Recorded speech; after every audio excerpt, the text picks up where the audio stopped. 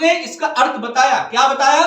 कि हे राजा, हे फिरौन राजा, इन दोनों सपने का जो अर्थ एक ही अर्थ है, और ये अर्थ ये है कि 7 साल का एक बहुत अच्छी पैदावार के लिए अनाज की भरपूरी होगी, और 7 साल के बाद में 7 साल का बड़ा भयंकर अकाल पड़ेगा, और 7 साल के भयंकर अकाल की वजह से जो 7 साल बीज इकट्ठा किया गया है, वो 7 साल का अकाल इस 7 साल की भरपूरी वाले बीज को खा जाएगा।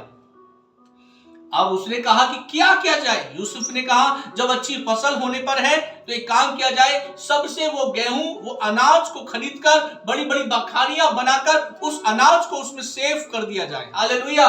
कि जब अकाल का समय आएगा तो इसमें से खाया जाएगा। और जब 7 साल एक अच्छी पैदावार होती है तो यूसुफ जो बुद्धिमान था परमेश्वर की ओर से, वो सारी उपज को लेकर एक अच्छी अच्छी जगहों में गिनतियों के अनुसार रखता है। लेकिन जब उपज बहुत अधिक हो गई तो गिनतियों को भी यूसुफ ने छोड़ दिया कि कितना गिनूं। हालेलुया! इतनी भरपूरी के साथ इतनी आशीष परमेश्वर दे रहा है, कितना गिनूं।